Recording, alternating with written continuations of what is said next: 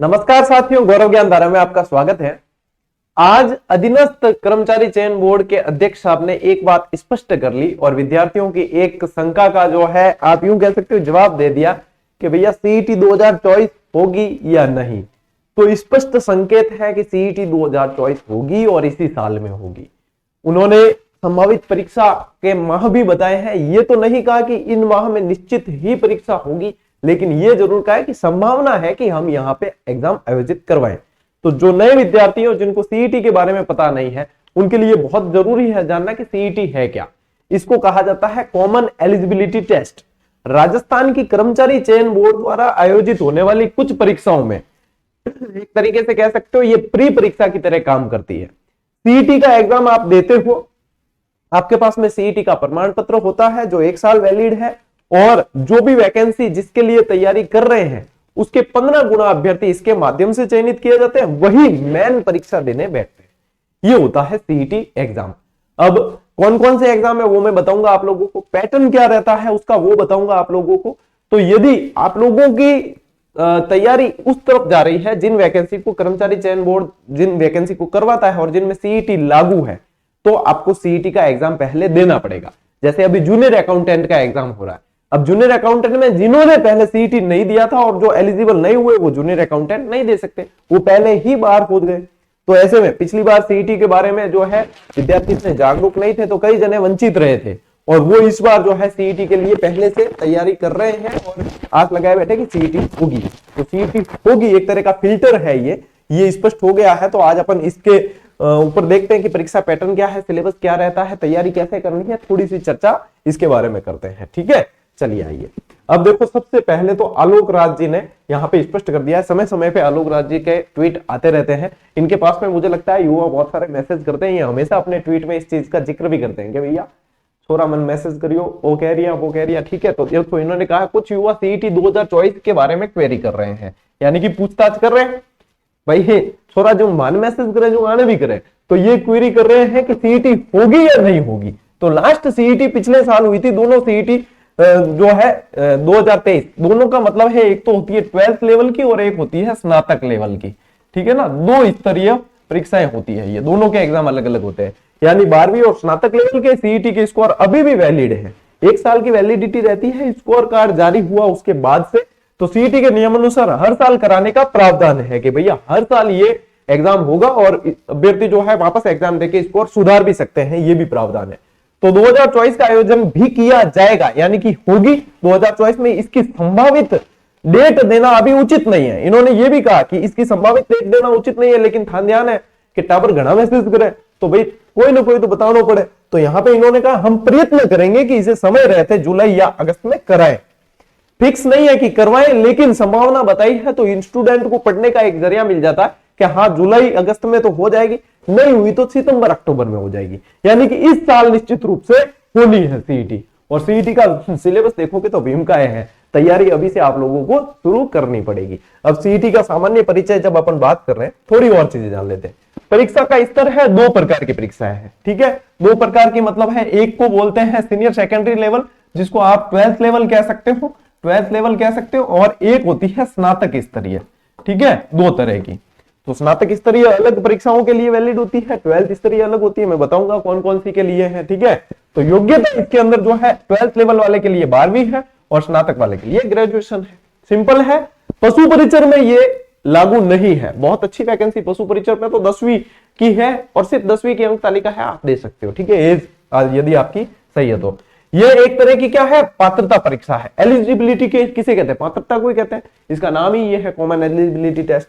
संभावित फॉर्म की जो संभावना है इस ट्वीट को देखते हुए, तो जब अगर एग्जाम जुलाई अगस्त में करवाना है तो इसको देखते हुए संभावित जो है कि भाई या तो फरवरी के अंत तक आ जाए या मार्च अप्रैल में विज्ञप्ति आ जाए, इसका विज्ञापन आएगा, उसके बाद ही तो परीक्षा होगी। और संभावित जो परीक्षा तिथि है वो आलोक राज जी द्वारा बताया गया है, उसी के आधार पर जुलाई या अगस्त माह में होना बताया गया है सीईटी। तो जिन लोगों का टारगेट सीईटी है और कर्मचारी चयन बोर्ड की वे भर्तियां हैं जिनका आधार, यानी कि जिनके सीईटी के माध्यम से जिनकी परीक्षा होनी है, उनके लिए ये बहुत ही अच्छी और एक सही समय पे आई हुई खबर है। ठीक है, अब थोड़ा सी इनकी जानकारी और अपन देखते हैं कि सिलेबस क्या रहता है, परीक्षा का पैटर्न क्या है।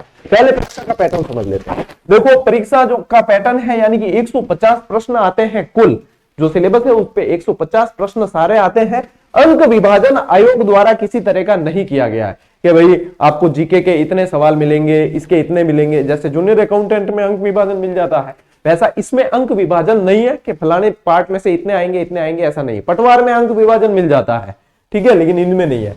कुल अंक जो है वो 300, प्रश्न आएंगे 150। ठीक है, समय 3 घंटे का आप लोगों को मिलेगा और नकारात्मक अंकन यानी कि नेगेटिव मार्किंग जो है वो नहीं है। नेगेटिव मार्किंग नहीं है, तुक्का भी मार आओ नहीं तो भी सवाल गलत हुई तो था नंबर कटे कौन, तुक्का भी मार दो तो भी जो है 10 तुक्का मार दिया, 2 सही हो गया तो भी ना नंबर मिल जाए। रीट में भी नेगेटिव मार्किंग नहीं होती है, इसमें भी नेगेटिव मार्किंग नहीं है। ज्यादातर एलिजिबिलिटी जो टेस्ट होते हैं उनमें नेगेटिव मार्किंग नहीं रखी जाती। ठीक है, तो इसमें भी नेगेटिव मार्किंग नहीं है। और बात करते हैं सिलेबस की, पढ़ना क्या पड़ेगा। तो सीईटी देनी है तो यूं सोच लो कि सब कुछ पढ़ना है, छोड़ना क्या पड़ेगा ये पूछो आप, तो पढ़ना क्या पड़ेगा सारा स्नातक स्तर में तो सब कुछ ही पढ़ना है, यानी राजस्थान जीके। ठीक है, अब राजस्थान जीके में भूगोल पढ़नी है, ठीक है, इतिहास पढ़ना है, इतिहास पढ़ना है, और क्या पढ़ना है, राजनीति पढ़नी है, पॉलिटिकल पढ़नी है, ठीक है, अर्थव्यवस्था पढ़नी है। अब पीछे बचा क्या, व्यवस्था। अब पीछे बचा क्या, कुछ भी नहीं छूटा पीछे। करंट अफेयर्स छूटा है तो वो भी है, करंट अफेयर्स भी पढ़ना है, पढ़ना सब कुछ है इसके अंदर। लेकिन यह है कि 50, 55, 60% कट ऑफ जाती है, तो जितना जो सब्जेक्ट मजबूत है उसमें मार्किंग अच्छी हो जाती है और ज्यादा प्रेशर लेने का काम नहीं है। एलिजिबिलिटी टेस्ट है, 15 गुना में आ गए खूब है, इससे डायरेक्ट नौकरी मिलने वाली नहीं है। इसमें तो आपको सिर्फ कट ऑफ में आ गए, आप 15 गुना में आ गए तो आप लोगों के बेड़ा पार हो जाएगा। ठीक है, जैसे कि 15 गुना तो आपको पता है जितनी वैकेंसी है उसका 15 गुना है ना, 500 वैकेंसी है तो इंटू 15 कर दो, उतने जो पोस्ट है वो उतने लोग उस पोस्ट के लिए मेन एग्जाम में बैठेंगे। ठीक है, भारतीय जीके, भारतीय जीके में भी ये सारी चीजें हैं, स्नातक स्तर में सारी है। 12वीं वाला जो है उनमें बाकी सिलेबस सेम टू सेम है, लेकिन भारतीय जीके जो है, इंडियन जीके जो है, उसमें इतिहास और अर्थव्यवस्था उसमें नहीं है। ठीक है, इतिहास और अर्थव्यवस्था 12th लेवल में नहीं है, ये चीज ध्यान रखना। और विज्ञान एवं प्रौद्योगिकी, वहां पे 12th लेवल वाली जो होगी उसके अंदर क्या होगा, दैनिक विज्ञान। विज्ञान एवं प्रौद्योगिकी की जगह क्या आएगी, वहां पे दैनिक विज्ञान आएगी।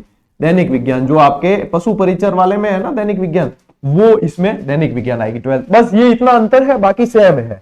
गणित, रीजनिंग सारा पढ़ना है, कंप्यूटर पढ़ना है, हिंदी, अंग्रेजी, ग्रामर पढ़नी है। हिंदी अंग्रेजी में थान पाठ नहीं पूछे, ग्रामर पूछा करे, कंपटीशन एग्जाम रो नियम है। ठीक है, ग्रामर पढ़नी है और समसामयिकी यानी कि करंट अफेयर्स पढ़ना है, ये सिलेबस।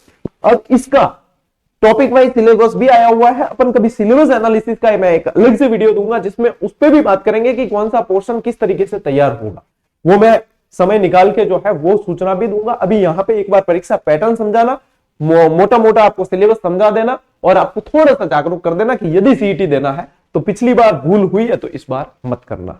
ठीक है, तो ये चीजें आप लोगों को इस तरीके से पढ़नी है।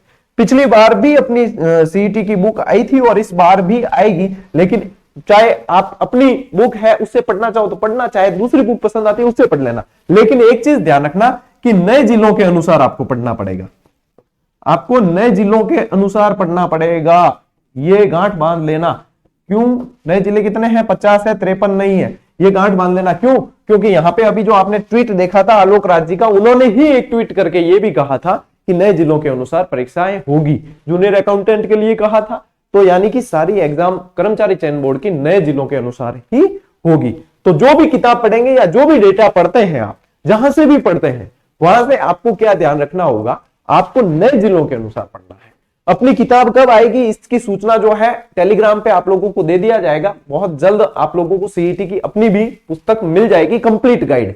पिछली बार भी आई थी और बहुत शानदार प्रदर्शन एग्जाम में रहा था, तो इस बार भी आएगी। लेकिन कब आएगी, कंप्लीट गाइड आएगी इसकी, वो कब आएगी वो टेलीग्राम पे मैं बता दूंगा, बहुत जल्द अपडेट करके आप लोगों को उपलब्ध करवा देंगे। ठीक है, तो ये है आप लोगों का पैटर्न जो आपको समझना है। अब देखो कि स्नातक स्तर वाली जो वैकेंसी है उनमें किस किस में सीईटी लागू होगा।